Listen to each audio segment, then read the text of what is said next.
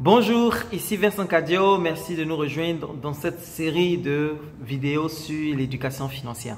Dans cette vidéo, nous allons voir comment rester ferme. Comment rester ferme lorsqu'on a pris la décision d'épargner et comment est-ce qu'on peut faire pour résister à toutes ces sollicitations, toutes ces tentations qui nous poussent à aller dépenser de l'argent. Ok? Qu'est-ce qu'il faut faire? Alors moi, je vais vous partager mon cas particulier. Comment est-ce que moi, je suis arrivé à tenir dans le montant que j'avais décidé de dépenser tous les mois. J'ai pris la décision de n'aller à la banque qu'une seule fois par mois. Ok? Je ne vais à la banque qu'une seule fois par mois. Et quand je vais à la banque, je vais pour faire un retrait.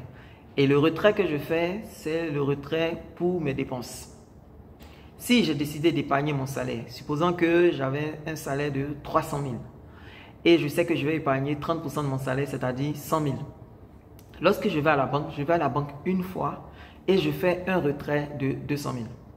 Et ce sont les 200 000 francs que j'ai retirés que je vais gérer pendant le mois. Peu importe ce qui arrive, peu importe la situation, peu importe l'urgence, je ne vais pas à la banque. Je me débrouille à gérer tout ce que j'ai à gérer dans les 200 000 francs que j'ai retirés. Ok? Ah, c'était la première stratégie. Deuxième stratégie, je me suis rendu compte que lorsque j'avais une carte bancaire, j'avais la tentation d'aller au guichet pour retirer de l'argent. Donc, sur ce compte-là, je leur ai dit, écoutez, je ne veux plus de carte bancaire. Donc, vous pouvez résilier ma carte bancaire. Lorsque ma carte bancaire va arriver à expiration, je ne commande pas une nouvelle carte bancaire. Je n'ai pas besoin d'une nouvelle carte bancaire. Je veux juste venir à la banque pour retirer mon argent et c'est tout.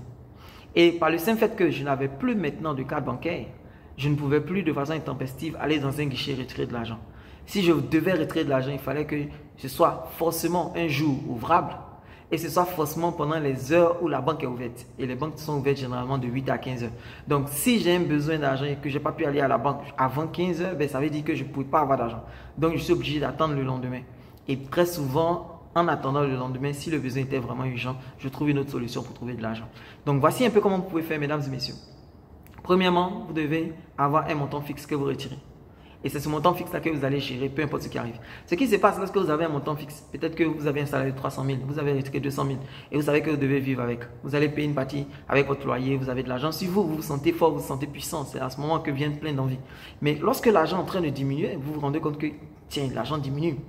Quand l'argent diminue, vos comportements et vos envies diminuent parce que vous n'avez plus d'argent pour les satisfaire.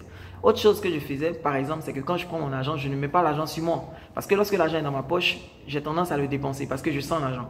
Donc, c'est vrai que j'ai pris l'argent, mais je me dis qu'aujourd'hui, chaque jour, je sors avec maximum un billet de 10 000 francs. Ok? Je sors avec un billet de 10 000 francs. Si je sors avec un billet de 10 000 francs, j'essaie de faire tenir toutes mes dépenses dans les 10 000 francs. Au-delà, lorsque les 10 000 francs sont finis, j'ai plus d'argent sur moi et je dois aller à la banque encore, je dois retourner à la maison pour aller chercher. C'était un peu compliqué.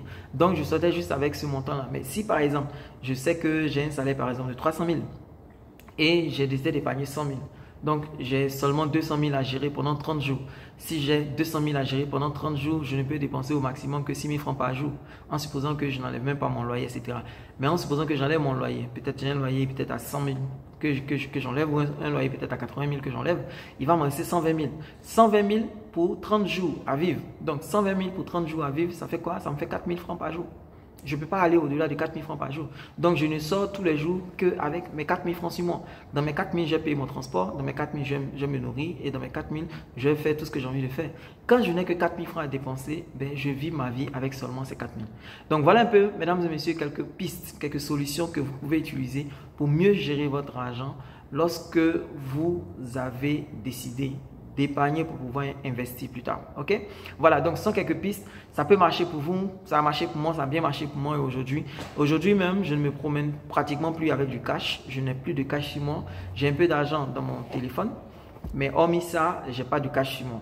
Et ça fait que ça m'évite bien des dépenses imprévues. Ok? Voilà, ce sont quelques petites astuces que vous pouvez utiliser et j'espère que ça va vous aider dans votre éducation financière. Si vous aimez cette chaîne, pourquoi pas liker, abonnez-vous et puis vous aurez de nouveaux contenus très bientôt. Merci, bye bye.